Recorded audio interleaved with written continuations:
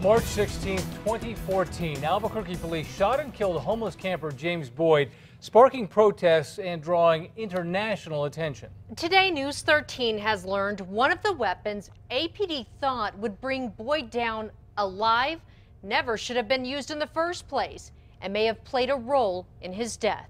News 13's Tina Jensen is here with more. One of the officers who shot and killed Boyd was called out to the scene because he had a Taser shotgun.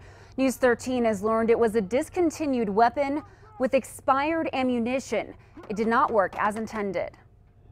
From the moment Keith Sandy arrived on the scene of the standoff with Boyd, fellow officers were skeptical of the Taser shotgun he had with him. You got a lethal? I just said the Taser shotgun? Yeah. Oh, I thought you guys got rid of those. It turns out Sandy was one of only a few officers in the state with a Taser shotgun on March 16, 2014. Taser International had discontinued the weapon 2 years earlier and issued a warning that said using expired ammo could cause serious problems. News 13 has learned both Sandy and Officer Rick Ingram brought expired ammo to the scene. Whether the gun malfunctioned or not, officers agree the Taser didn't do what it was intended to do when Ingram fired twice at Boyd. According to a deposition in a civil rights lawsuit filed by Boyd's family, APD canine handler Officer Scott Weimer-Skirch believes the components may have zapped his dog instead. The dog was supposed to bite Boyd but got confused, so his handler ran to deal with the dog, putting him closer to Boyd, who had pulled out 2 small knives. Sandy and SWAT officer Dominic Perez later said they feared that Boyd could stab the canine officer, so they fired 3 shots each from their M4 rifles at Boyd, who was turning away from police.